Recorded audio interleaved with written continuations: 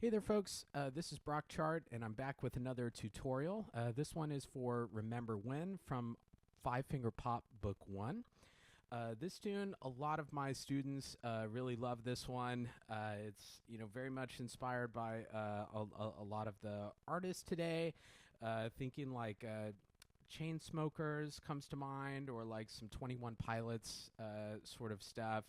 So for this one, for the intro, your right hand thumb is going to be on A, right below middle C here, and then your left hand 3 is going to be on E below middle C, and so our thumbs are going to be very close together but not touching, kind of like neighbors. And for this intro, it does kind of switch. It starts on the left and then it goes to the right. But we want our audience to think that it's all played with only one hand. And so we've got to be cautious when we switch to the other hand.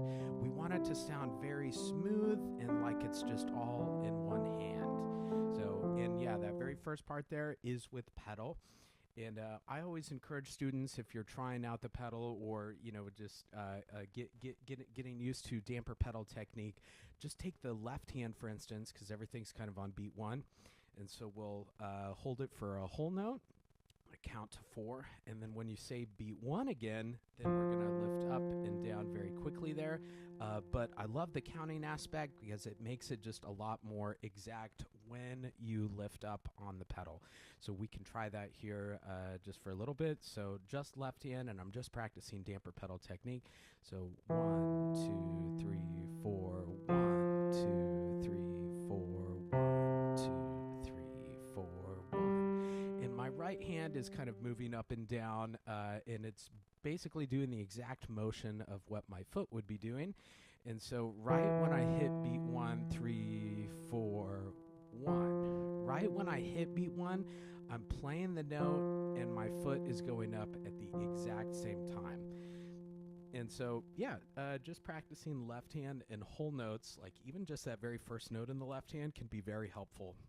And just makes that damper pedal very, very clear. When the melody starts in measure 5, it's kind of a melody that's a little similar to Bad Apple, a couple tunes back in Five Finger Pop, Book 1, with several repeated notes, with like specifically those like C's in the middle there. And so it's a very legato, very smooth melody. And so you're wanting to imagine like your right hand being a singer, so it'll be left.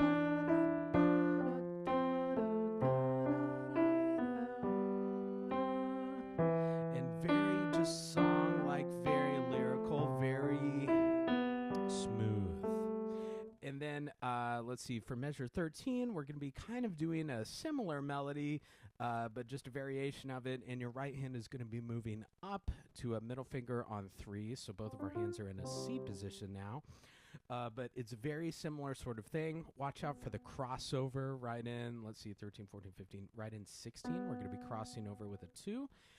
And then up here at 17, we have some long held quarter notes.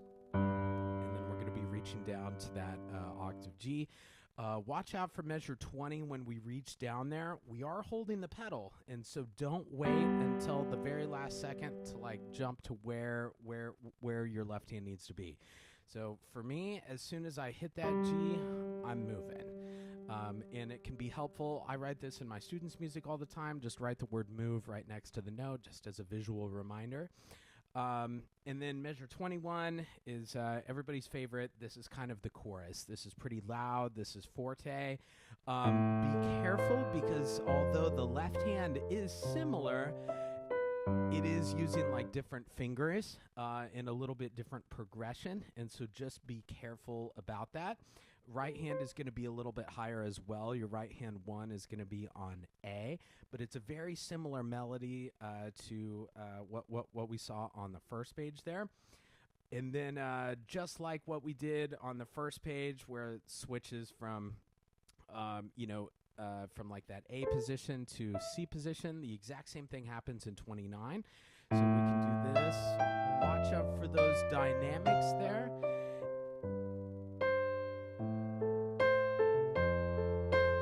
Descending long short.